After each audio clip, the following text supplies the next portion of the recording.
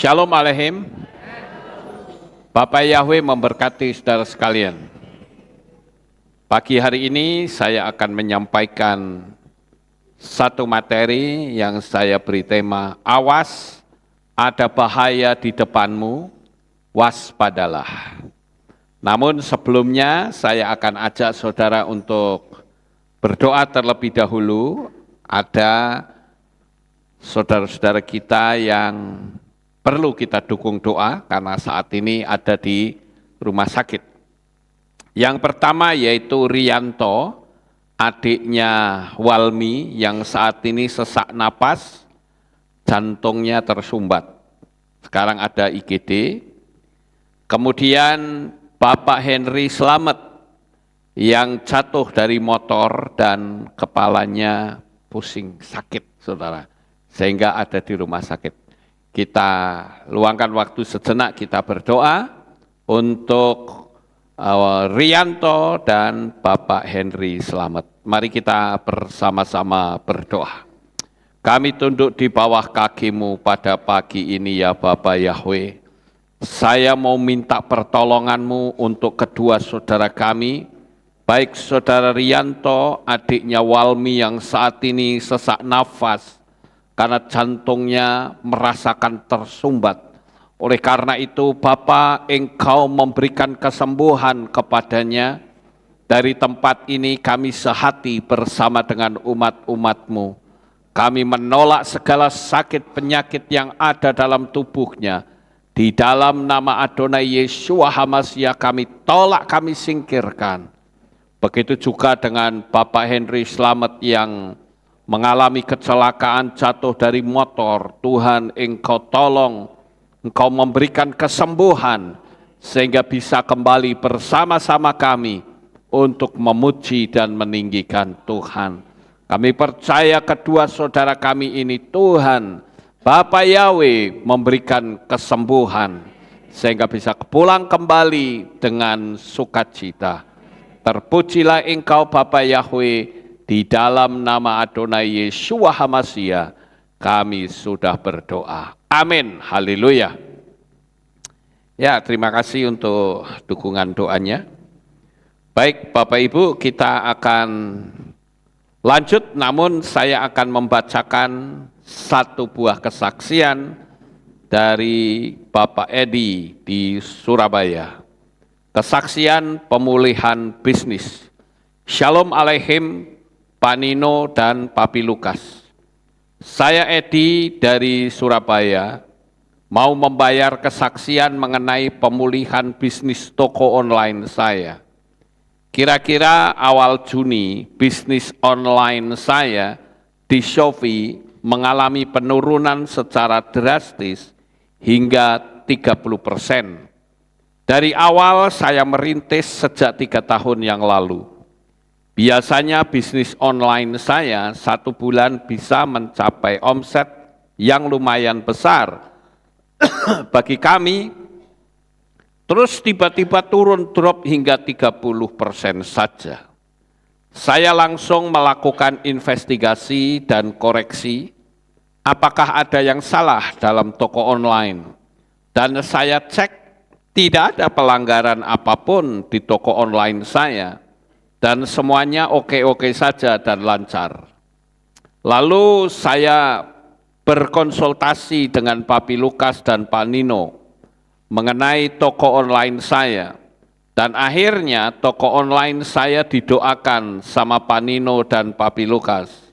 Lalu saya berpikir kemungkinan ada kesalahan dalam perpuluhan.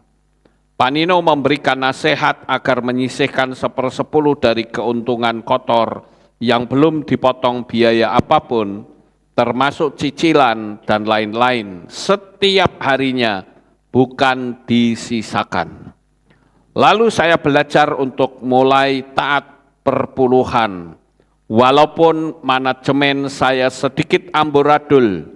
Lalu saya dan istri bikin manajemen dalam Excel, mengenai modal barang, biaya, iklan, laba bersih, laba kotor. Kami cek satu persatu produk kami. Akhirnya tersusunlah manajemen yang rapi dan bisa dicek setiap hari dalam Excel. Dari sinilah saya mulai belajar taat mengembalikan perpuluhan, hingga akhirnya bulan dan saatnya tiba perpuluhan bagi saya tidaklah terlalu berat, karena sudah disisihkan terlebih dahulu, bukan disisakan. Walaupun ada biaya-biaya lain yang harus kami bayar setiap akhir dan awal bulan yang menjadi tanggungan saya. Setiap awal dan akhir bulan tagihan kami bisa bayar online, on time, walaupun agak sedikit ketar-ketir, karena terkadang hasil penjualan belum cair, tapi puji Bapak Yahweh selalu pas ada walaupun mepet jatuh tempo. 2 bulan toko online saya berjalan terasa seperti merintis kayak awal buka toko online. Walaupun berat, tapi saya juga berusaha menggenjot trafik di sosmed yang menjadi bagian saya. Dan saya juga berdoa mohon bantuan Bapak Yahweh untuk mendatangkan pelanggan yang banyak. Jadi saya melakukan seperti nasihat Papi Lukas. Apa yang menjadi bagian saya juga harus dikerjakan. Jadi berdoa dan berusaha. Bukannya kita lepas tangan, tidak ngapa-ngapain juga tidak bisa. Burung di udara jika tidak beranjak dari pohon pun, burung juga tidak dapat makan. Walaupun makanan sudah disediakan oleh Bapa Yahweh dan dipelihara Bapa Yahweh. Karena apa yang menjadi bagian kita, ya tetap kita kerjakan. Selebihnya Bapa Yahweh yang melalui supranatural, alam roh juga mendukung pekerjaan saya, walaupun menggunakan fasilitas dari toko online. Dan puji Bapa Yahweh, mulai hari ini tanggal 23 Agustus, omset saya mulai naik, yang dari semula 20 paket setiap hari selama 2 bulan berturut-turut, hingga akhirnya menanjak kembali ke 80 sampai 100 paket setiap hari, seperti semula, walaupun bukan tanggal cantik. Saya dan istri sangat bersyukur sekali campur tangan Bapa Yahweh dalam pekerjaan saya dan memberikan ide-ide baru dalam setiap bisnis kami, dan produk-produk kami semakin bertambah-tambah dan membuat toko online kami semakin lengkap dan menarik bagi pembeli. Terima kasih kepada Bapa Yahweh yang telah campur tangan dalam bisnis saya, dan terima kasih atas nasihat Papi Lukas dan Pak Nino. Sekian kesaksian saya yang sudah saya bayar untuk kemuliaan bagi Bapa Yahweh Elohim. Tunggu kesaksian dari saya berikutnya mengenai kedahsyatan Bapa Yahweh dalam kehidupan saya. Terima kasih, Bapa Yahweh memberkati. Nah, itulah kesaksiannya Bapak Ibu. Oke, sekarang kita akan masuk dalam materi yang saya bagikan pagi ini. Awas, ada bahaya di depanmu, waspadalah. Nah, apa yang ada di benak saudara jika saudara berada di tempat yang indah seperti ini? Saudara lihat, itu pantainya indah bukan? Ya. Orang merasakan hidup begitu nyaman, apalagi jika kita bersama keluarga atau orang yang kita sayangi. Hidup jadi terasa lengkap, saudara. Kita bisa menikmati seperti kita ada di Shamayim. Bersama orang-orang yang kita sayangi, bersama dengan keluarga kita bisa kumpul bersama, itu hidup terasa lengkap. Nah, Bapak Ibu yang terkasih, tapi tahukah kita bahwa di tempat yang nyaman bisa secara tiba-tiba datang bencana yang sangat mengerikan tanpa ada tanda-tanda terlebih dahulu. Nah, saya akan tunjukkan kepada saudara tentang peristiwa yang terjadi di Pulau Maui, tepatnya di kota Lahaina, di Hawaii. Seperti kita ketahui bahwa Hawaii itu adalah satu negara ya, bagian dari Amerika. Dia di bawah kekuasaan Amerika. Dan negara itu sangat indah pemandangannya dan terkenal dengan tari hula-hula. Nah, Bapak Ibu, orang sering mengatakan bahwa Hawaii itu seperti surganya wisatawan. Karena di mana-mana pemandangannya indah, kota-kotanya juga bersih. Tetapi sayang sekali, terjadi sebuah peristiwa yang sangat mengerikan. Sampai banyak orang yang mati, saudara. Saudara lihat pemandangan yang sangat indah dengan langit yang biru, ya, di mana-mana pantainya bagus sekali, saudara. Tetapi tiba-tiba semua menjadi kelam. Semua keindahan di kota dan pantai di Pulau Maui, Hawaii, luluh lantak bagaikan neraka yang sangat mengerikan. Lalu orang timbul sebuah pertanyaan kecil. Apakah bencana ini merupakan bencana alam biasa atau ada yang merekayasa? Nah, ini timbul sebuah pertanyaan karena ada banyak sekali kejanggalan-kejanggalan yang mereka temukan pada saat terjadi bencana yang sangat mengerikan itu. Nah, pertanyaan ini tentu saja mengundang banyak orang yang melakukan penyelidikan. Ada apa ini sebetulnya? Ya, kalau saudara lihat, itu ada tanda panah, itu ada mobil yang berwarna apa, saudara? Berwarna biru. Dan kok enggak terbakar apa-apa ya? Enggak terjadi apa-apa. Ya. Kemudian juga kita lihat mobil luluh lantak di mana-mana. Dan itu jumlahnya bukan 1-2, tapi puluhan bahkan ratusan mobil terbakar.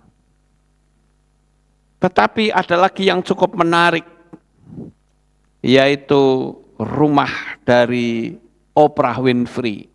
Mungkin saudara masih ingat ya, di channel luar negeri itu ada Oprah Winfrey, seorang perempuan negro yang dikatakan terkaya di dunia. Rumahnya juga enggak terjamah, saudara. Semuanya berwarna biru. Ada apa ini? Lalu orang mulai berpikir. Dan biasa para peneliti ternyata menemukan adanya sebuah film, yaitu The Simpsons. Kalau saudara lihat film ini, yang di ujung kiri atas, itu ada kota yang dihabisin dengan menggunakan senjata sinar dari langit. Sehingga terjadi kebakaran. Ya, ini. Kemudian yang bawah, saudara lihat tulisannya apa itu? Extinguisher just closed yesterday. Artinya adalah Edge itu perusahaan ya, nama orang ya. Extinguisher itu alat pemadam kebakaran, saudara. Ya, just closed yesterday, baru tutup kemarin, saudara. Perhatikan ya kalimat ini. Ini nanti betul-betul terjadi, saudara. Kemudian yang di sebelah sana itu habis, ya, terbakar habis. Tetapi di situ ada tenda biru. Ya. Nah, kalau seorang pengamat dia akan memperhatikan sela-sela gambar itu ada apa. Nah, akhirnya film The Simpsons ini dimunculkan kembali dari peristiwa yang ada di Maui. Dan saudara lihat di situ ada tenda payung-payung biru. Yang lainnya terbakar, tapi payung-payung itu enggak terbakar. Sama bukan dengan film tadi? Sama saudara ya. Ada apa di situ? Nah, saya juga sebagai seorang pengamat. Lalu saya jadi ingat bahwa saya pernah membuat satu materi ya, yang saya beri tema Sky Hologram and Bluebeam Project. Ya, kalau saudara masih ingat, ini saya bikin tahun 2016, tanggal 10 Oktober. Ya. Bluebeam Project berkaitan dengan kedatangan Tuhan. Yang nonton sudah 21.000 lebih. Ya. Nah, Bapak Ibu yang terkasih, saya tentu tidak akan bercerita lagi tentang hal ini. Ya, saudara pasti kalau mau pengen mereview bisa lanjut ke videonya, saudara. Saya juga tidak tahu apakah apa yang saya sampaikan ini masih oke-oke atau hanya 2 jam umurnya. Saya juga nggak tahu, saudara. Tapi pagi ini saya akan memberikan sebuah informasi. Kalau kita mencocokkan dengan peristiwa-peristiwa yang terjadi di Maui, itu sebetulnya sebuah perwujudan dari penggenapan firman Tuhan yang ada di dalam kitab Gilyahna atau kitab Wahyu pasal 8 ayat yang ke-7. Ya.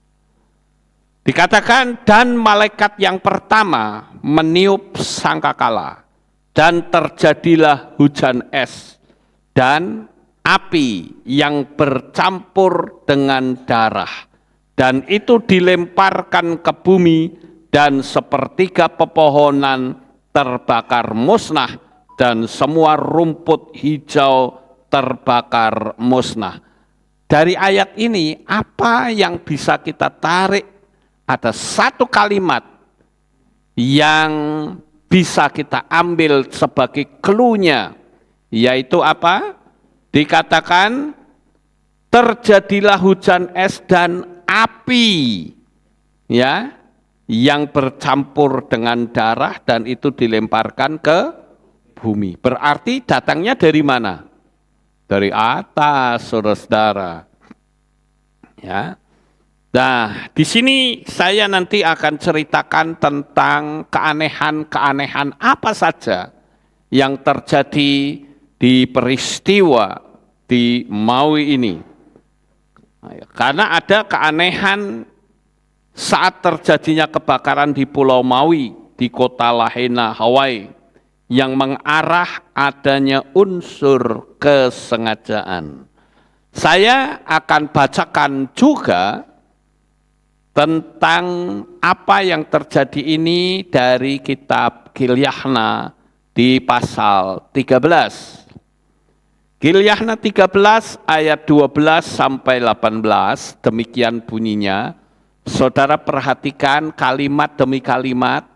Yang bawa HP suci boleh buka, yang bawa kitab suci juga boleh dibuka, ya, bisa dicocokkan kalimatnya dengan peristiwa yang ada.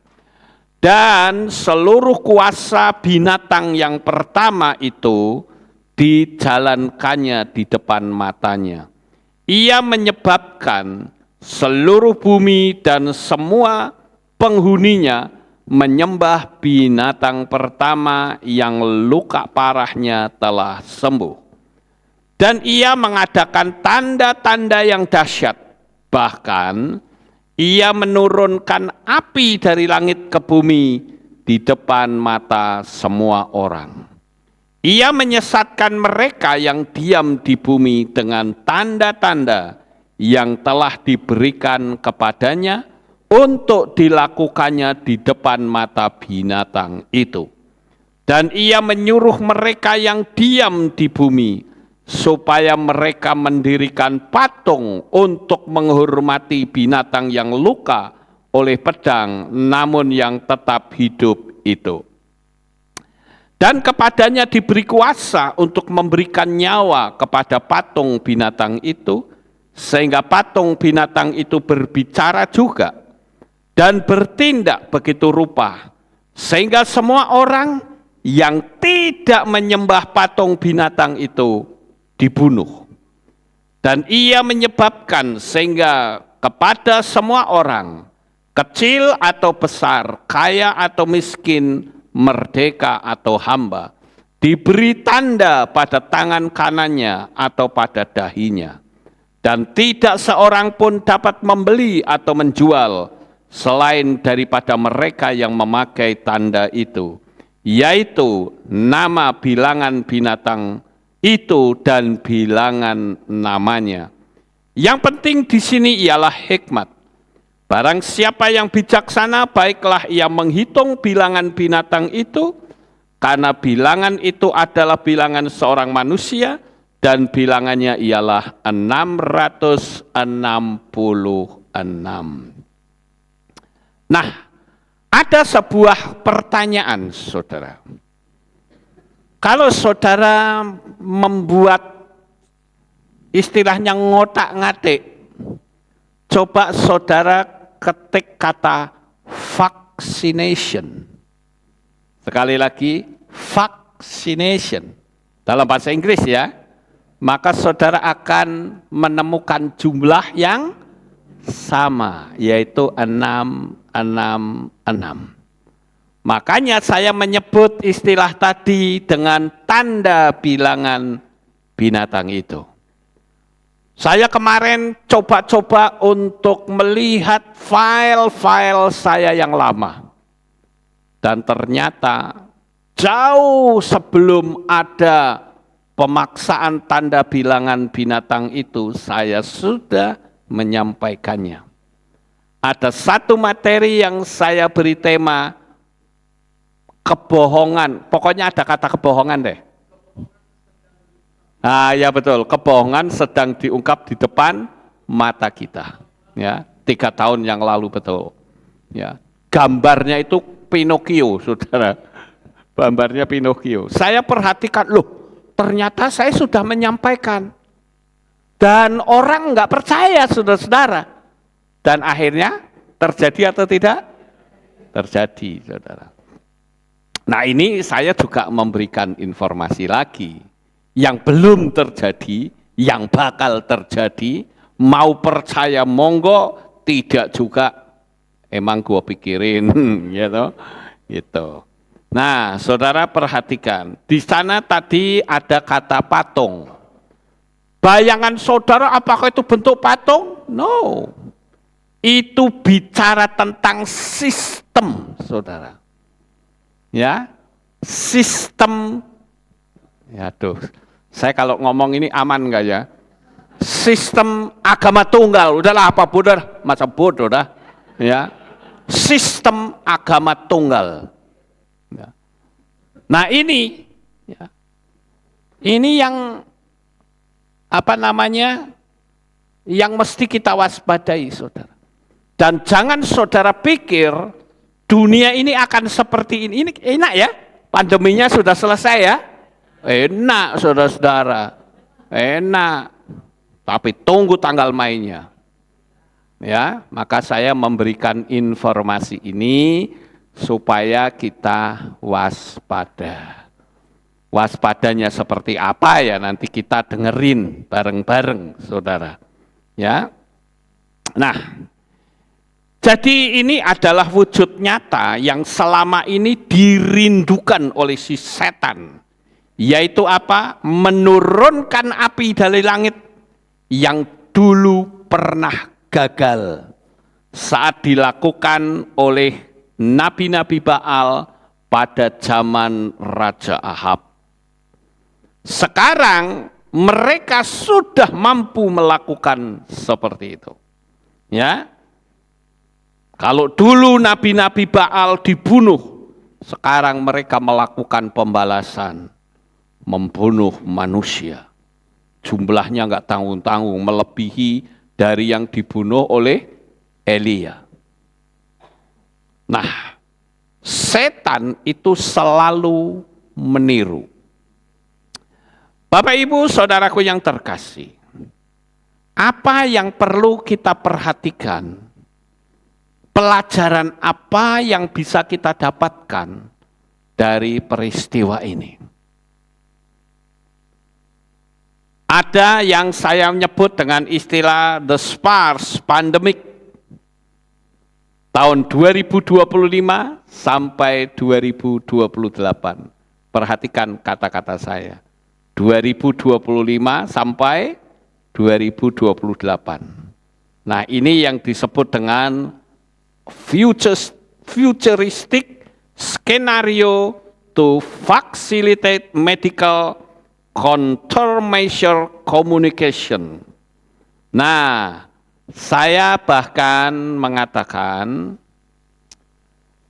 tahun 2025 mereka sudah mempersiapkan plandemi baru.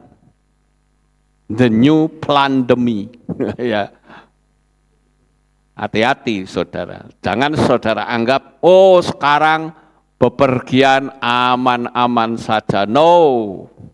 Ini hanya sementara. Untuk penjajakan serangan pertama itu ternyata kurang berhasil, saudara. Karena targetnya tetap seperti yang tertulis di dalam Prasasti Georgia Guidestone. Nah, berapakah targetnya? Saudara tonton sendiri di video saya juga sudah saya sampaikan. Tapi semua video-video lama ya. Jadi saya bersyukur saudara karena belum ada peristiwa apa-apa saya sudah kasih tahu. Ya, istilahnya itu fresh from the oven.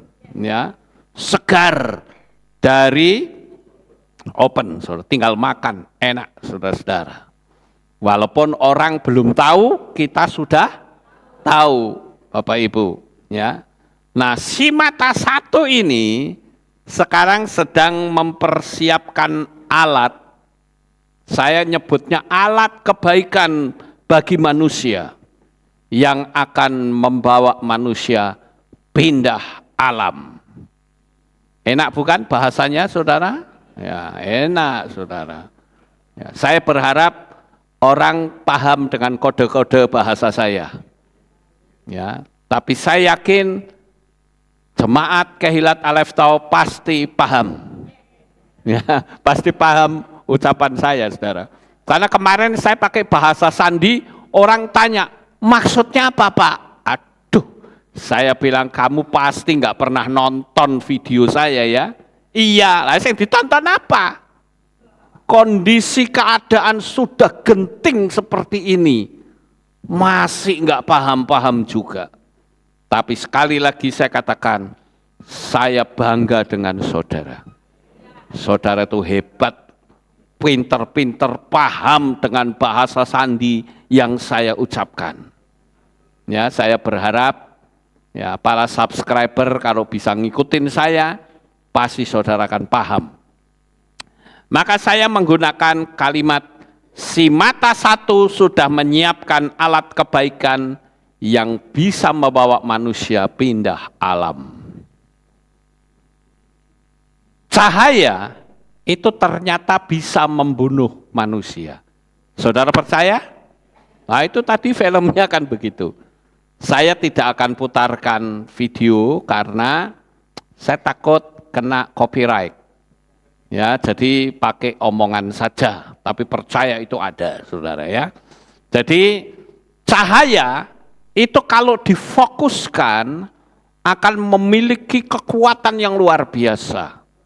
Dia bisa membakar apa saja. Bahkan pesawat pun kalau kena cahaya itu pasti rontok, saudara. Bisa bayangkan, ya kalau pesawat saja bisa dibelah dengan senjata sinar, saya nyebutnya senjata laser. Ya, maka tubuh manusia bisa terbelah nggak kalau kena itu? Pasti bisa kepotong, saudara. Senjata bisa, sinar bisa jadi senjata. Air juga bisa, saudara. Sekarang ada satu alat yang sudah diciptakan manusia, dibuat manusia, yaitu air untuk membelah batu. Jadi air diberi tekanan yang sangat tinggi dengan titik fokus yang kecil, ternyata tajamnya melebihi pisau baja. Bahkan saya nyebut pisau katana pun bisa kalah, saudara. Itu teknologi semua. Dulu saya pernah mengatakan orang yang menguasai teknologi, dia akan menguasai dunia. Dan sekarang semua menggunakan teknologi. Jadi saya ingin supaya saudara memperkuat iman kepada Bapa Yahweh, karena manusia harus berada dalam satu titik kendali. Saya berharap saudara paham kalimat saya. Nah, Bapak Ibu yang terkasih, seperti kita ketahui saat ini, mungkin saudara berkata ini kesempatan karena sudah nggak ada lagi pandemi. Oh, cari duit sebanyak-banyaknya. Saya bilang oke, silahkan Anda cari duit. Ya, tetapi jangan lupa kepada Bapa Yahweh. Kalau saudara hanya mikir duit, saudara harus tahu akan tiba saatnya duitmu tidak bisa engkau pakai satu peser pun. Rumahmu yang indah pun tidak akan pernah bisa engkau tempati setelah waktunya tiba. Jadi sekarang yang paling utama apa? Kita perkuat iman kita sehingga pada saat rapture nanti kita menyongsong Tuhan di awan-awan yang permai. Sekali lagi, kalau sampai saudara ketinggalan, jangan saudara pikir, oh saya sudah menerima tanda bilangan binatang itu aman. No, tidak aman saudara. Karena nanti akan ada New World Religion. Sistem agama tunggal. Dan ingat, sistem ini sudah diresmikan. Namanya memang masih campuran yang dikenal dengan Krislam, tetapi itu akan segera mengerucut, saudara-saudara. Kalau saya memberi nasihat ya kepada teman-teman saya katakan begini, kalau kamu mau bepergian, usahakan jangan ada di tahun 25. Jangan ada. Makanya kalau saudara mau ikut tur ke Israel, segera daftar. Ya, karena saya berharap ini menjadi tur yang terakhir dari kami, saudara. Karena selewat itu, kita sudah ada dalam bahaya. Yang ditakutkan saudara tidak bisa pulang. Saya bahkan memberi nasihat kepada teman-teman, saya katakan, kalau kamu punya keluarga yang jauh di Amerika, di Perancis, di Belanda, pengen ketemu, ayo segera urus surat-surat, kumpul keluarga, perkuat iman mereka bersama-sama. Karena akan tiba waktunya, bepergian itu akan sangat sulit, bahkan lebih sulit dari waktu-waktu yang kemarin. Karena pandemi ke depan, itu pandemi yang jauh sangat mengerikan. Nanti kita akan dengar pernyataannya. Jadi pandemi kemarin yang orang ketakutan, seperti apa, orang kayak lihat setan gitu, itu dianggap belum seberapa. Mereka sendiri loh yang bicara.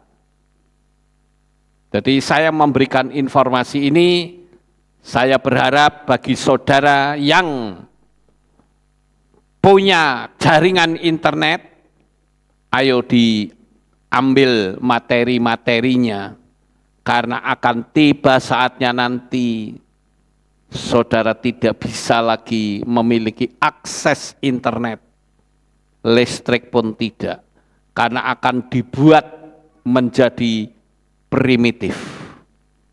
Bapak Ibu, saudaraku yang terkasih, saya juga katakan ini bukan saya mau promosi tour ya saudara, tetapi kalau saudara punya kesempatan ikutlah ya, karena kami lakukan tour nanti di bulan Januari, yaitu saya dengar katanya yang mendaftar sudah sekitar 40-an orang.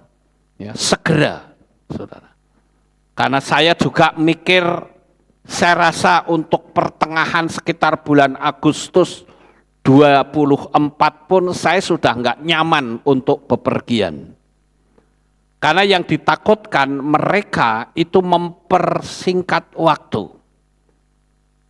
Saya punya jadwal mereka di tahun-tahun yang lalu, oh tanggal sekian ada ini, tanggal ini. Ternyata maju semua, diajukan semua, saudara.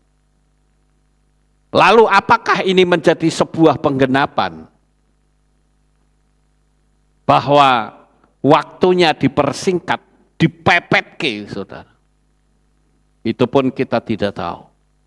Tapi yang jelas saya katakan, pandemi berikutnya itu jauh lebih mengerikan. Loh Pak Lukas kok tahu? Ya tahulah. Dari mana? Enggak perlu saudara tahu dari mana. Pokoknya tahu aja. Ya, Bapak Ibu. Nah, beberapa tahun sebelum ada si copet, saya sudah ngasih tahu tentang tanda bilangan 666. Dan orang tidak percaya. Saya bahkan dihujat habis-habisan. Saya bercerita tentang tanda bilangan binatang. Mereka mengatakan ini pengacau. Saya katakan Andalah yang bodoh, yang nggak punya informasi. Ya. Titelnya aja panjang-panjang tapi minim data. Kasihan deh. Ya. Kasihan deh lo. Titelnya panjang-panjang tapi minim data. Jemaatnya mau dibawa kemana kalau begitu? Ya. Seorang gembala harus ngajari jemaat untuk punya iman yang berani, saudara. Yang namanya iman itu berani melawan arus. Ya. Nah, Bapak Ibu yang terkasih, sekarang saya memberitahu bahwa apa yang dulu pernah saya sampaikan itu terjadi semua. Saya sangat prihatin dengan, mohon maaf kalau saya katakan gereja-gereja yang dikhotbahkan cuman budi pekerti tok. Enggak salah sih khotbah budi pekerti, enggak salah. Tapi situasi kondisi zaman yang semakin mengerikan, mereka buzleng, enggak ngerti apa-apa. Itu mengerikan sekali, saudara. Saya bicara tentang mesin CERN, mereka enggak ngerti. Bahkan diolok-olok kata Pak Lukas tuh halu katanya. Tahu halu? Halusinasi maksudnya. Mana ada mesin panjangnya 27 km, mana ada. Saya bilang lowong saya sudah menginjakkan kaki di situ kok. Kan kita harusnya itu sadar, saudara. Sedangkan teman saya yang di Swiss saja nggak percaya loh. Ketika saya bilang, ayo kita ke Jenewa. Mereka bilang, mau ngapain Pak Lukas? Mau lihat mesin CERN. Apa itu mesin CERN? Saya bilang, kamu di Swiss kok nggak ngerti. Udah, kita sewa mobil ke sono. Sewa mobil ke sono, saudara. Dan saya sendiri yang nyetir loh. Walaupun setir kiri, wis nekat, wis pokoknya tekan, kan gitu. Ya. Walaupun banyak sekali hal-hal yang canggung. Waktu mau kasih sign, rating, ternyata yang jalan wipernya. Kualik kabeh kan. Ya. Tapi yang penting sampai di sana. Loh saya sendiri yang nyetir loh. Saksi mata loh saya saudara. Bukan katanya. Orang masih nggak percaya. Ngeri sekali. Ya. Padahal perjalanan saya ingat dari Winterthur ke Jenewa itu sekitar 5 jam. Kita sewa mobil dengan kecepatan rata-rata 120 mil ya, per jam. Masih orang nggak percaya. Waduh, saya bilang ini orang pergi ke gereja itu apa yang mereka dapat? Saya bicara harp, juga orang nggak percaya. Padahal sekarang teknologi itu kan canggih. Dajjal opo sing diomongke Pak Lukas bener apa tidak? Kan bisa dicari, saudara. Iya toh? Masih nggak percaya, ngeri sekali. Nah sekarang saya berbicara tentang sesuatu yang baru yaitu dew. Dew itu kalau dalam bahasa Inggris itu kan embun, dew. Morning dew itu artinya embun pagi. Nah ini dewnya bukan embun, saudara, tapi singkatan direct energy weapon. Ya, direct energy weapon itu artinya senjata energi langsung, saudara. Yaitu apa? Ya sinar tadi, saudara. Nah di Maui itu ribuan orang meninggal di jalan, bahkan ada yang ngambang di lautan, dan di sini tercatat 3.000 rumah terbakar habis. Keanehan-keanehan muncul di situ. Keanehan yang pertama, seperti saudara tahu bahwa di Hawaii itu banyak sekali dipasang sirine-sirine. Tapi hari itu senyap, tidak ada satu sirine peringatan yang berbunyi. Aneh bukan? Wong tinggal mencet saja kok sampai nggak bunyi. Bencana kebakaran, apakah kebakaran mak? Wus 1 detik selesai? Kan tidak. Betul nggak Bapak Ibu? Ketika sedang terjadi kebakaran di sebelah sono, bisa nggak orang mencet sirine? Bisa saja. Kok bisa nggak bunyi? Ada apa itu? Itu keanehan pertama. Keanehan yang kedua, pada hari itu semua sekolahan libur, saudara. Jadi tidak ada anak yang sekolah, artinya semua anak harus kumpul keluarga semua. Makanya saya menggunakan kalimat ini, ayo kalau saudara ada di luar negeri pingin kumpul keluarga, segera urus surat-surat, bisa kumpul keluarga. Karena akan tiba waktunya. Saudara nggak bisa ketemu dengan keluarga. Kejanggalan yang ketiga, seperti tadi di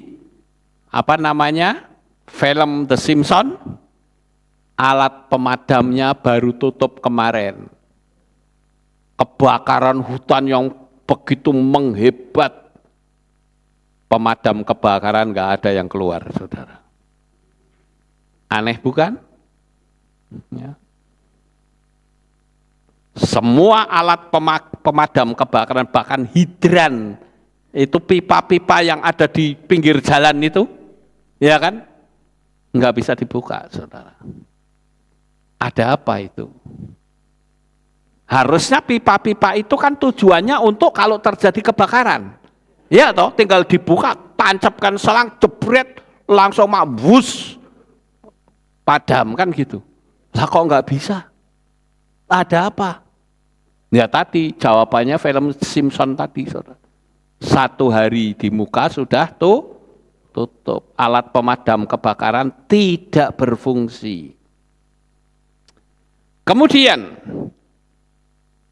kejanggalan yang keempat, situasi di Front Street di Lahaina, penduduk yang mau mengungsi itu dicegat oleh polisi. Mau ngungsi loh, dicegat sama polisi. Ada barikade polisi, tidak boleh keluar dari situ. Aneh bukan? Bukankah seharusnya mereka itu memberikan, ayo cepat keluar. Harusnya kan begitu. Tapi kenapa dicegat? Tidak boleh keluar. Tujuannya supaya mati, saudara. Terus kejanggalan yang kelima, adanya perintah untuk semua mobil tidak boleh bergerak. Suhu api saat itu sangat kuat sekali seperti api las yang menghancurkan aluminium, besi, serta ban mobil. Jadi panasnya ini enggak kepalang tanggung, saudara. Bukan panas api biasa, tapi panasnya sekelas api las, saudara. Ini kan ngeri sekali, ya. Kemudian keanehan yang keenam, beberapa payung biru seperti yang tadi enggak terbakar, saudara. Tapi gedung-gedung besar malah kebakar. Aneh bukan? Ada apa itu? Ya itulah karena ada ditembak sinar laser dari udara. Dan saya bersyukur orang mau berbuat jahat mesti konangan. Ketahuan, saudara. Yaitu ada saksi mata yang sempat memfoto adanya sinar yang ditembakkan dari atas sehingga memunculkan ledakan pertama di daerah di dekat seperti pompa bensin begitu. Sehingga itu bisa menyulut kemana-mana. Dan kita lihat yang berikutnya, kejanggalan yang ketujuh adalah semua kaca mobil itu hilang. Riset mengatakan bahwa titik lebur kaca itu 2600 derajat titik leburnya. Sedangkan bencana kemarin itu panasnya diperkirakan 1500 derajat. Berarti ada perbedaan suhu berapa? 1100 derajat. Tapi tidak ada satu pecahan kaca sama sekali di semua mobil. Dan ini membuat orang bingung, saudara. Bahkan orang nyemplung ke laut pun mati juga, saudara. Nah, ada hal aneh lain lagi adalah tidak ada satu mobil pun yang pintunya terbuka. Bukankah seharusnya saat orang terjebak dalam kepanasan dalam mobil, orang akan membiarkan pintunya terbuka? Harusnya semua mobil pintunya terbuka. Betul enggak, saudara? Tapi dalam peristiwa itu, tidak ada satu pun mobil yang pintunya dibuka. Semua tertutup semua. Nah, sepertinya ada gelombang mikro yang aneh, yang tidak terpikirkan oleh orang. Itulah juga bagian dari senjata laser diberi nama DEW atau Direct Energy Weapon. Itu baru peristiwa di Maui loh. Nah sekarang kalau saya gambarkan lagi peristiwa yang ada di Jepang. Beberapa waktu yang lalu, saudara, Jepang membuang limbah nuklir ke laut. Dan anehnya disetujui oleh banyak negara. Jepang sendiri berkata kalau limbah itu tidak berbahaya. Saya mikir, saudara, jika benar tidak berbahaya, kenapa kok dibuang ke laut? Ayo, kalau nggak berbahaya, buang aja dong, bikin lubang yang dalam. Kan begitu, saudara. Bukankah ini sama saja meracuni laut karena limbah nuklir dari tempat pusat nuklir di Fukushima itu adalah yang memiliki radiasi yang luar biasa. Seperti dulu pernah terjadi di Chernobyl, di India. Ukraina. Kemudian satu lagi di bom atom di Hiroshima sama Nagasaki. Itu kan radiasinya radioaktif. Banyak sekali orang yang kena kanker. Bahkan ketika dia melahirkan keturunannya cacat. Dan ini malah dibuang ke laut. Sampai-sampai orang-orang di China, mereka membeli garam. Semua garam di supermarket habis dibeli mereka.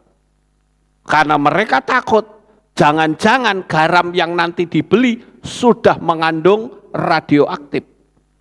Dunia ini makin kacau, saudara.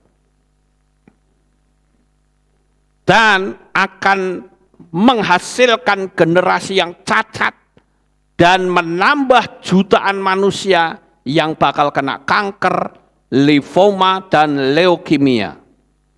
Makanya saya katakan, jika tidak berbahaya, kenapa ada jutaan ikan yang mati membusuk secara tiba-tiba? Makanya orang-orang China di Hainan waktu itu langsung beli garam. Wah, kalau enggak bahaya nih, jangan-jangan garam yang saya beli ini garam yang mengandung radioaktif, saudara-saudara. Nah, sekarang yang perlu kita perhatikan adalah pelajaran apa yang bisa kita dapatkan dari peristiwa ini. Nah, saya menemukan beberapa pembelajaran. Yang pertama, seindah apapun dunia ini, dalam sekejap menjadi suasana seperti neraka yang menakutkan. Contohnya Maui. Apakah di Pulau Maui itu sudah ada tanda-tanda akan terjadi bencana? Tidak. Tidak ada tanda sama sekali. Dan di situ saya berani mengatakan, kalau setan bisa bikin seperti itu, Bapak Yahweh juga bisa bikin mujizat kepada saudara tanpa tanda-tanda. Perhatikan baik-baik, saudara. Bapak Yahweh itu mengasihi dan mencintai saudara. Jangan sampai ketika hari ini hidupmu terpuruk, engkau akan habis menjadi sebuah deadlock atau kunci kematian untuk saudara. No way. Tidak. Bapak Yahweh sanggup mengangkat hidupmu dari tempat yang paling rendah menuju ke tempat yang paling tinggi. Kita ambil contoh saja Yusuf. Dia ada di tempat yang paling rendah. Sudah narapidana, kasusnya pelecehan seksual, kasus yang memalukan, dia budak lagi. Tapi tangan Bapak Yahweh sanggup mengangkat dari tempat yang paling hina menjadi tempat yang paling terhormat, menjadi raja muda. Siapa yang bisa lakukan itu? Hanya Bapak Yahweh. Jadi cintailah dia sedalam engkau bisa mencintai. Ingat saudara, peristiwa di Maui tanpa tanda-tanda. Sekali lagi saya katakan, Bapak Yahweh sanggup memberkati saudara dengan caranya sendiri tanpa tanda-tanda. Ini pelajaran pertama yang saya bisa sampaikan. Dan oleh karena itu, jangan jadikan keindahan sebagai kebanggaan, apalagi idola. Tidak. Saudara harus bisa mengidolakan Bapak Yahweh lebih dari segala-galanya. Lebih dari rumahmu, lebih dari mobilmu, lebih dari pacarmu, lebih dari bisnismu. Jadikan Bapak Yahweh sebagai idola utama dalam hidupmu. Ini pelajaran pertama yang saya bisa bagikan. Yang kedua, Di dunia ini tidak ada tempat yang aman kecuali ada dalam genggaman tangan Bapa Yahweh. Kita mungkin bisa dimanipulasi oleh dunia. Kita mungkin bisa dibikin sengsara oleh dunia. Tapi selama kita ada dalam tangan Bapa Yahweh, maka kita akan aman. Makanya saya bilang paling-paling mati kita ada dalam tangan Bapa Yahweh pasti selamat. Haleluya. Oleh karena itu jangan jadikan jabatan duniawi, kalau saudara punya jabatan, sebagai andalan dalam hidupmu. Tapi andalkan saja kuasa Bapa Yahweh. Saya kan sering dengar kalau orang memperkenalkan diri ngomong gini, perkenalkan, nama saya Pendeta Pastor Lukas Sutrisno, STHMA, MDiv, apa meneng. Ya. Jujur saya kalau ngomong gitu risih, saudara. Ayo orang duit titel, bukan itu. Tetapi titel pendeta pun saya risih memakainya, saudara. Makanya kalau ada orang, kamu panggil kurang ajar, nggak pakai titel segala, saya bilang sombong kamu. Ya.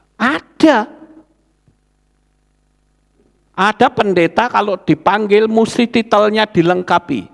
Kalau tidak nggak akan beranjak, saudara. Contoh misalnya saya. Ya saya mengundang Bapak Lukas Sutrisno bisa naik ke depan, saya diem aja. Sopo kuwi Lukas Sutrisno? Ana loro.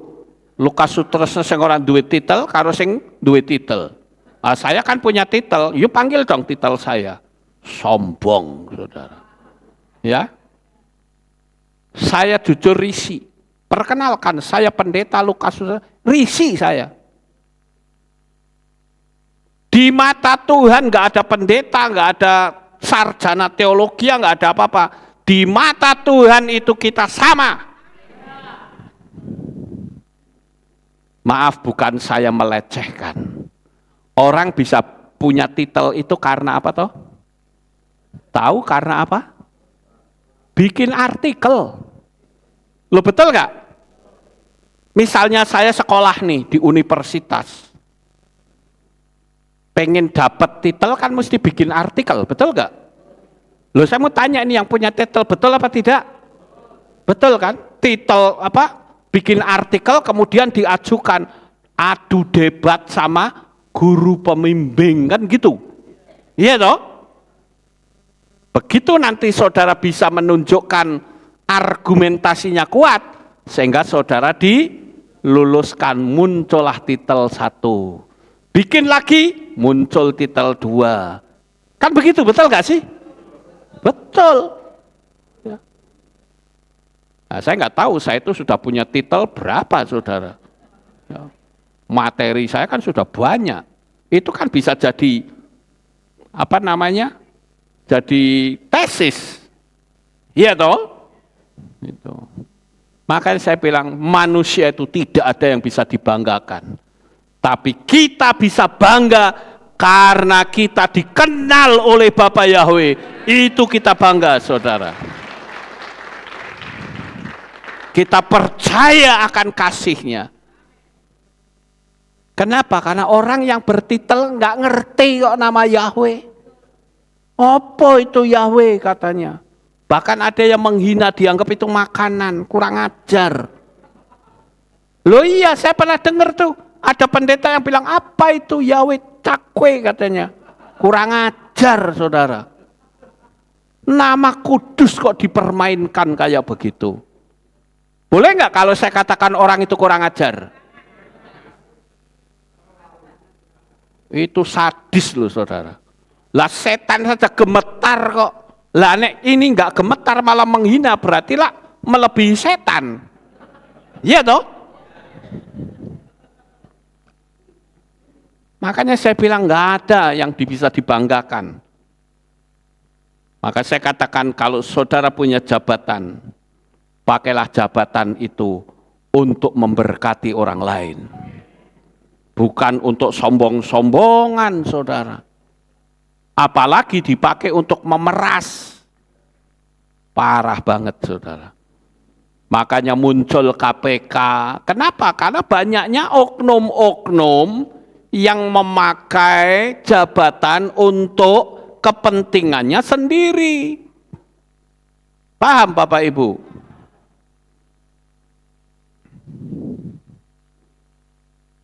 Kemudian yang ketiga, pelajaran apa yang bisa kita tarik kesimpulan? Kita sudah berada di zaman akhir, di mana kedatangan Tuhan sudah hampir tiba.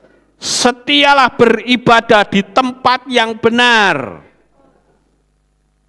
Saya katakan seperti ini, saya enggak urusan orang mau mengatakan apa sama saya. Saya hanya ngutip apa yang tertulis dalam kitab Devarim pasal 12 ayat 5 sampai 6 dan ayat 13 sampai 14. Ingat, Devarim atau kitab Ulangan. Baca tuh kitab Ulangan pasal 12 ayat 5 sampai ayat 6 dan ayat 13 sampai ayat 14. Jadi jangan salahkan saya, kalau Anda mau protes, protes saja dengan ayat itu. Jangan kita menyamakan nama yang kudus dengan ayunan, saudara. Jangan. Kalau kita nggak ngerti nggak apa-apa. Tapi kalau kita sudah ngerti, jangan Bapak Yahweh atau nggak boleh begitu, nama suci kok. Sadari bahwa kelelahan kita dalam mengikut Tuhan, apalagi ejekan-ejekan murahan, tidak sebanding dengan upah yang bakal kita terima nanti. Saudara akan terperangah dan terkagum-kagum atas berkat yang bakal saudara terima. Ada sebuah pepatah yang berkata, no cross, no crown. Tidak ada mahkota tanpa salib.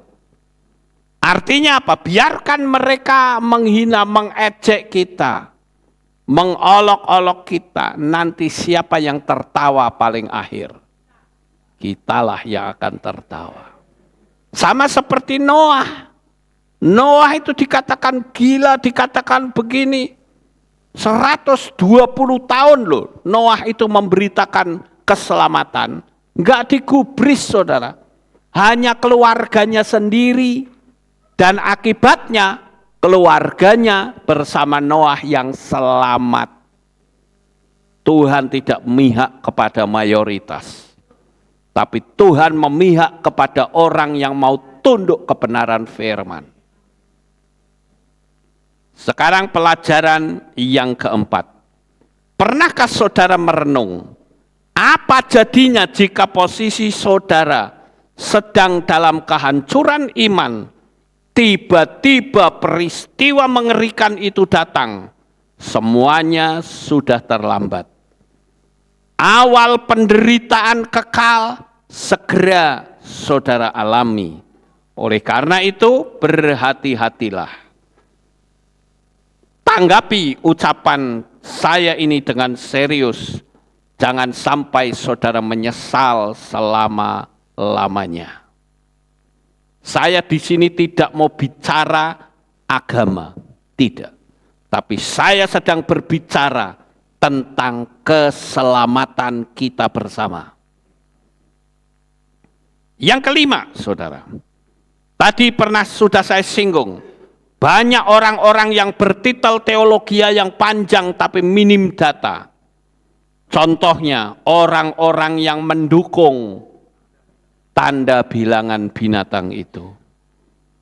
Makanya Tuhan itu sedang pakai batu-batu untuk berbicara. Dia tidak mau pakai orang-orang di jalur institusi yang manusianya tidak tunduk. Contoh gampang. Yang seharusnya memberitakan kedatangan Mesias itu siapa? Ahli Taurat dan orang Farisi. Betul atau tidak?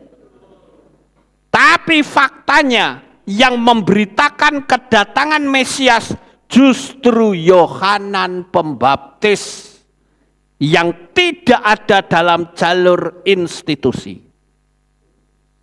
Tuhan gak butuh seperti itu, saudara. Tapi Tuhan butuh berita yang benar. Kalau orang-orang institusinya gak mau memberitakan, apakah batal? Rencana Bapak Yahweh terus berlanjut. Kamu tidak mau memberitakan, aku bisa pakai Yohanan Pembaptis. Yang cuma makannya madu dan belalang. Nah, sekarang mungkin saudara beberapa waktu ini sedang viral ya. Ada seorang perempuan cantik yang bernama Lestari Van Lorraine. Pernah lihat wajahnya? Oh, cantik sekali, saudara. Tapi siapakah orang ini? AI, saudara. Itu bukan manusia. Bayangin aja. Bukan manusia loh, itu AI itu. Saya nggak akan bicara lagi tentang AI. Saya sudah menyampaikannya. Tapi orang semua kagum. Dia bisa tampil seksi, dia bisa tampil resmi, dengan wajah yang imut dan cantik, padahal itu bukan manusia. Ngeri nggak saudara? Dia di-endorse banyak perusahaan, karena kecantikannya itu menarik perhatian banyak konsumen. Itulah yang bernama Lestari Van Lorraine. Apa? Lentari. Oh, Lentari, bukan Lestari ya. Lentari. Ini berarti ngetiknya loncat-loncat ya. Ini tulisannya Lestari. Lentari Van Lorraine. Dan itu dibuat oleh Studio Imagine 8. Sekali lagi, itu bukan manusia. Hati-hati saudara, perang cyborg akan segera dimulai. Terbukti ilmuwan Jepang mati oleh ciptaannya sendiri. Dibunuh sama robot buatannya sendiri. Ada berapa? 8 orang apa kalau nggak salah? 9 orang mati saudara. Jadi film-film cyborg yang kayak Terminator yang dulu dianggap khayalan, sekarang sedang terjadi. Dan yang lebih aneh lagi, ini para robot ini dia bisa menciptakan bahasanya sendiri yang manusia tidak ngerti. Mateng enggak saudara? Mereka bisa komunikasi antar robot satu dengan yang lain. Mereka punya rencana untuk menghabisi manusia. Dan ketika di-off-kan enggak bisa mati saudara. Jalan terus. Ini kan ngeri. Yang keenam, saya menganjurkan bagi saudara-saudara, karena akan tiba saatnya nanti dunia akan merisetkan semua teknologi. Nah, kok saya bisa ngomong seperti itu? Nah, ini buktinya saudara. Saya tunjukkan kepada saudara. Nah, ini. Ini adalah Ketua World Economic Forum, namanya Klaus Schwab. Klaus Schwab ini dia bicara bahwa akan terjadi pandemi cyber attack. Waduh, pandemi sudah bukan lagi bicara penyakit manusia, tetapi sudah mengarah ke teknologi yang dikenal dengan pandemi cyber attack, yang akan menghentikan pasokan listrik di seluruh dunia. Listrik akan shutdown, mati semua. Transportasi juga mati. Layanan rumah sakit juga mati. Makanya sekarang kan mulai digiring beli mobil listrik, betul nggak saudara? Tujuannya apa? Kalau semua orang sudah punya mobil listrik, begitu listrik dimatikan, mati semua, saudara. Kemarin saya melihat ada satu orang beli mobil, kalau nggak salah ya, mereknya itu Audi. Ya, tapi ternyata baterainya rusak, sehingga disuruh membeli baterai baru seharga 390 juta. Lalu dia pergi ke bukit, mobilnya dikasih bom, diledakkan, saudara, saking jengkelnya. Ya. Daripada aku beli baterai 390 juta, tak ancur kesisan. Jadi mobilnya tuh dipasangin bom begitu banyak, tinggal ledakan, buam, berantakan, hancur semuanya.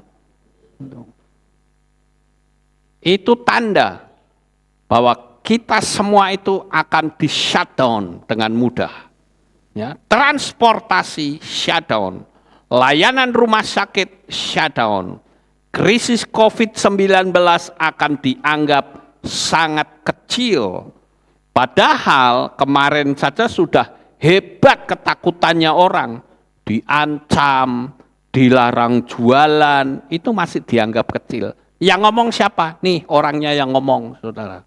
Bukan saya yang ngomong nih, saya cuman nyambungkan lidahnya dia untuk kasih informasi kepada saudara. Karena saudara kan nggak pernah dengar kan dia ngomong apa. Jadi karena saya yang ngerti tak cerita ke gitu loh. Ini kondisi yang ada seperti sekarang. Ya. Dan nanti semua betul-betul akan di shutdown. Yang ketujuh, yang terakhir. Jangan dikira orang yang sudah menerima tanda bilangan binatang itu aman. Tidak. Saudara akan aman kalau saudara mengikuti. Saya nggak perlu ngomong deh. Ya.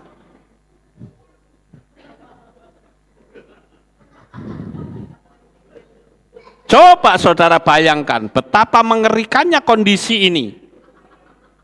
Banyak orang yang hilang atau rapture, dipaksa tinggal di rumah tanpa listrik dan tanpa internet.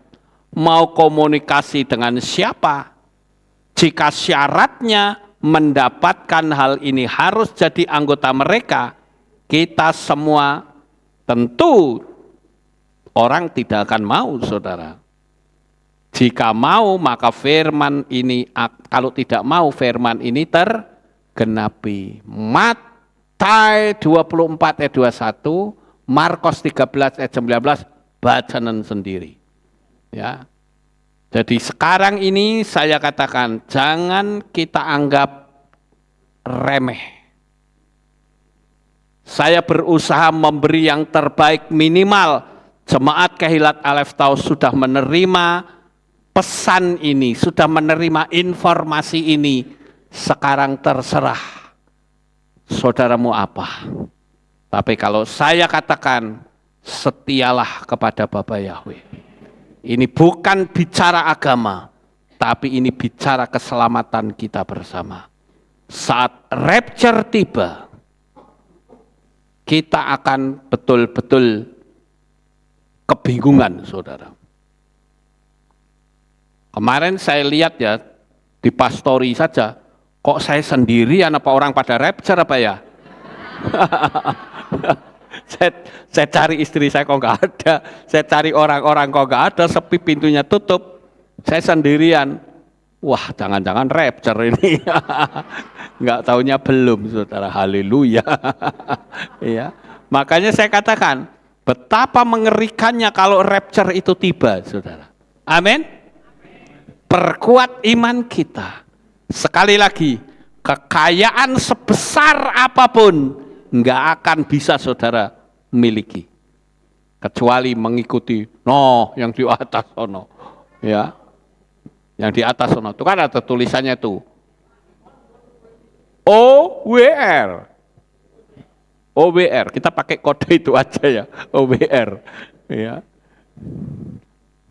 Jadi saat ini Bapak Ibu, pergunakan waktu yang ada untuk mendekatkan diri kepada Bapa Yahweh.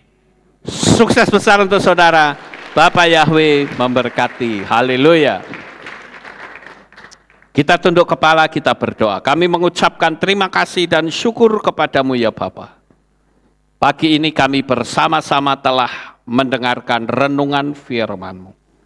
Biarlah kami akan semakin hari semakin waspada, hati-hati.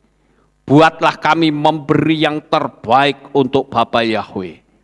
Terima kasih Bapa, meteraikan firman ini di dalam hati kami. Waktu kami sudah tidak lama. Biarkan kami selalu pegang erat tangan-Mu, sehingga saat rapture tiba, kami akan menyongsong Engkau di awan-awan yang permai. Terpujilah Engkau Bapa Yahweh, di dalam nama Adonai Yeshua HaMashiach. Kami sudah berdoa. Semua yang percaya berkata, amin. Haleluya. Sekarang kita akan mendengar pengumuman. Shalom, berjumpa kembali dalam Aleph Tau Update News. Berikut kami sampaikan pengumuman minggu ini. Hadirilah hari raya yang ditetapkan oleh Bapa Yahweh, Hari Raya Yom Teruah, pada hari Jumat 15 September 2023 pukul 6 sore dengan tema Shofar berbunyi tanda panggilan Yahweh. Ibadah Sabat digabung Jumat. Hari Raya Yom Kippur pada hari Minggu 24 September 2023 pukul 6 sore dengan tema Kasihilah Yahweh Elohimmu dan kasihilah sesamamu seperti dirimu sendiri. Ibadah pagi digabung sore. Jemaat dihimbau untuk membawa kertas berisi dosa-dosa untuk dibakar. Dalam rangka memperingati Hari Raya Yom Kippur, jemaat dihimbau untuk berpuasa selama 25 jam, dimulai 24 September 2023 pukul 6 sore dan buka puasa 25 September 2023 pukul 7 malam. Hari Raya Sukkot pada hari Jumat 29 September 2023 pukul 6 sore dengan tema Berkatnya tercurah di Pondok Daud. Ibadah Sabat digabung Jumat. Amsal pasal 3 ayat 16 berkata, umur panjang ada di tangan kanannya, di tangan kirinya kekayaan dan kehormatan. Keluarga besar Kehilat Aleph Tau mengucapkan Yom Holedet Sameach bagi Bapak, Ibu, Saudara yang berulang tahun di bulan September ini. Biarlah berkat, anugerah, sukacita dan damai sejahtera senantiasa melingkupi kehidupan saudara. Demikian pengumuman minggu ini. Sukses besar bagi saudara. Bapa Yahweh memberkati. Amin. Itulah pengumumannya. Dan pada pagi ini, saudara-saudara, bagi saudara yang berulang tahun di bulan September, nanti saudara silakan maju ke depan. Dan hari ini adalah minggu pertama. Seperti biasa kita akan memberikan persembahan tatangan untuk pembangunan Kehilat yang masih terus berjalan. Saat ini sedang memasang listrik, kemudian pemadam kebakaran, dan banyak hal, ya. Jadi pembangunan akan terus berlangsung sampai selesai. Oleh karena itu, saudara diberi kesempatan untuk memberikan persembahan tatangan khusus untuk pembangunan. Dan yang berulang tahun di bulan September silakan maju ke depan. Yang tidak, kita bangkit berdiri semua, kita tutup dalam doa. Haleluya. Terima kasih Bapak Yahweh, selesai sudah ibadah kami dari awal pertengahan sampai pada akhirnya. Sebentar lagi anak-anakmu akan pulang ke rumah mereka masing-masing. Jaga lindungi, peliharakan mereka sampai di rumah dengan selamat. Pertemukan kembali pada jam-jam ibadah mendatang di dalam ikatan tali kasih-Mu. Saya berdoa secara khusus untuk mereka yang berulang tahun di bulan September ini. Berkatilah mereka ya Bapa Yahweh, apapun yang mereka lakukan dibuatnya Engkau menjadi berhasil. Kami juga memohon Bapa, supaya Bapa Yahweh memberi kado istimewa untuk mereka, sehingga anak-anak-Mu boleh bersukacita di dalam Engkau. Terima kasih ya Tuhan. Inilah doa syukur yang kami naikkan kepadamu untuk tangan-tangan yang akan memberikan persembahan tatangan. Bapa Yahweh memberkati, baik umat-Mu yang ada di tempat ini maupun yang ada di luar kota. Berkatilah tangan-tangan mereka yang memberikan persembahan tatangan. Terima kasih Bapa Yahweh. Sebentar kami pulang, Engkau tolong lindungi sampai di rumah dengan selamat. Di dalam nama Adonai Yeshua HaMashiach, kami sudah berdoa. Mari kita angkat tangan kita, dan kita akan menerima berkat Kohanim. Haleluya. Yevareka Yahweh wa yismereka.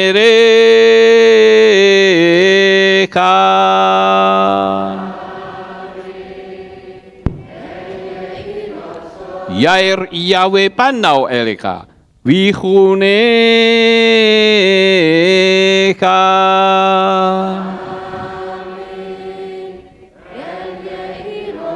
Yesa Yahweh panau eleka wa yashem lecha shalom.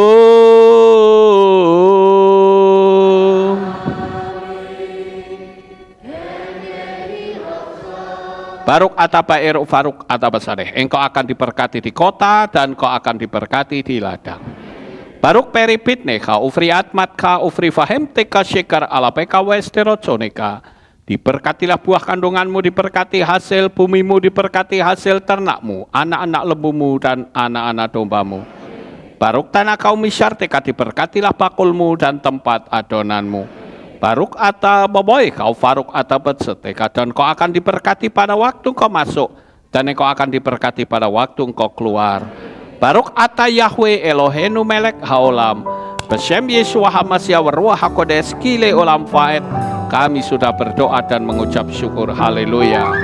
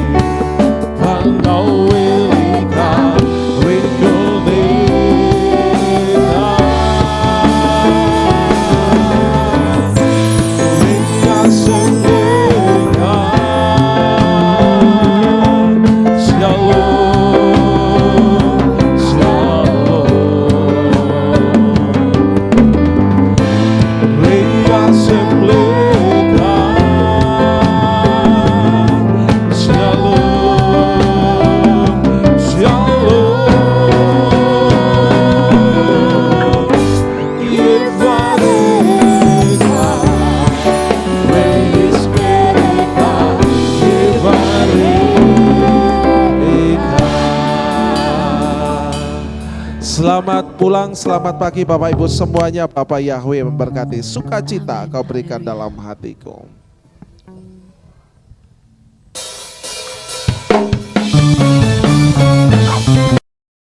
Kuasa. Terima kasih atas kehadiran Bapak Ibu Saudara sekalian dalam ibadah bersama kami di Kehilat Alef Tau Magelang. Doa saya Bapak Yahweh memberkati dengan kesehatan yang sempurna, damai sejahtera dan berkat materi yang semakin melimpah. Kami menunggu kembali kehadiran Bapak Ibu Saudara sekalian pada jam yang tersedia. Hari Sabat jam 5 pagi, hari Minggu jam 6 pagi, hari Rabu jam 6 sore. Siap sedialah sebagai mempelai Hamasiah untuk menyambut kehadiran mempelai pria kita, yaitu Adonai Yeshua Hamasiah di awan-awan yang permai. Amen. Lehitraot. Shalom, sampai jumpa kembali.